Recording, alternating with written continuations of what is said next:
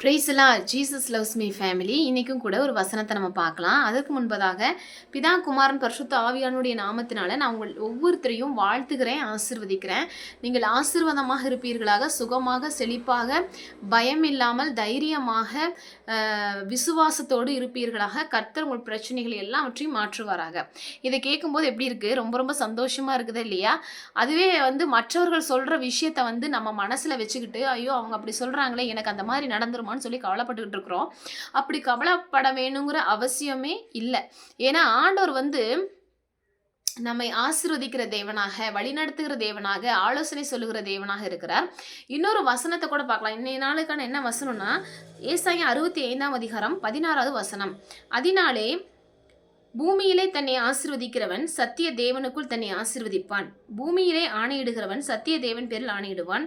முந்திட இடுக்கண்கள் மறக்கப்பட்டு அவைகள் என் கண்களுக்கு மறைந்து போயின. ஹல்லேலூயா. அப்போது ஆண்டவர் இந்த இடத்துல என்ன சொல்கிறார் அப்படின்னா, பூமியில் தன்னை ஆசீர்வதிக்கிறவன், நம்மளை நம்ம ஆசீர்வதிச்சோம்னா சத்திய தேவனுக்குள்ள தன்னை ஆசீர்வதிக்கிறான் அப்படின்னு சொல்லி வசனம் சொல்லுகிறது. அப்போ நம்மளை நாமே ஆசீர்வதிக்கணும். நீ நல்லா இருப்ப, ஆசீர்வாதமாக இருப்ப, சுகமாக இருப்ப, சமாதானமாக இருப்ப, சந்தோஷமாக இருப்ப அப்படின்னு சொல்லி நம்மளுக்கு என்னெல்லாம் வேணுமோ அதை சொல்லி நம்மளை ஆசீர்வதிச்சோம்னா தேவனுக்குள்ள நம்மளை ஆசீர்வதிக்கிறோம் என்று சொல்லி ஆண்டவர் சொல்றார். நம்மளை நாமளே ஆசீர்வதிக்கலாமா, ஆசீர்வதிக்கூடாதான்னு சொல்லி ஒரு சிலருக்கு டவுட் இருந்திருக்கலாம். உங்களை நீங்களே ஆசீர்வதிங்க, உங்கள் பிள்ளைகளை ஆசீர்வதிங்க, உங்கள் கணவரை ஆசீர்வதிங்க. ஊழியம் செய்கிறவர்களாம் இருப்போம்னு சொன்னால் சபை மக்களை நம்ம ஆசீர்வதிக்கலாம். அப்படி ஆசீர்வதிக்கும் போது கர்த்தர் நிச்சயமாக அந்த ஆசீர்வாதத்தை பழிக்க செய்கிற தேவனாக இருக்கிறார். அவர் நம்மை என்ன சொல்கிறாருன்னா, ஆபிரகாம் அழைக்கும் போது ஆதியாகமம் 2ஆம் அதிகாரம் 12ஆம் வசனத்தில், நான் உனக்கு காண்பிக்கிற தேசத்துக்கு போ. 2ஆம் அதிகாரம் 12, 12ஆம் அதிகாரம் 2வது வசனம். Praise the lord Jesus. அவர் சொல்கிறாரு, நான் உன்னை என்ன பண்ணுவேன்னா ஆசீர்வதித்து உன்னை பெருகவே பெருக பண்ணுவேன். நீ எப்படி இருப்பேன்னா ஆசீர்வாதமாக இருப்பாய்.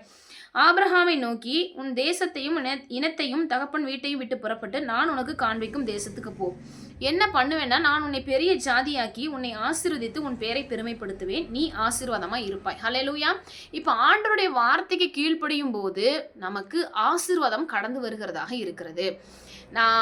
ஆண்டவர் சொல்கிறாரே, நான் கீழ்ப்படிஞ்சு போனால் நடக்குமா நடக்காதா அந்த டவுட்டே வேண்டாம். ஆண்டவருடைய சொல்லுக்கு கீழ்ப்படியும் பொழுது எப்பயுமே நம்மளுக்கு ஆசீர்வாதம் தான். அதனால் உங்களை நீங்கள் ஆசீர்வதிங்க, குடும்பத்தை ஆசீர்வதிங்க, உங்கள் வேலைகளை ஆசீர்வதிங்க.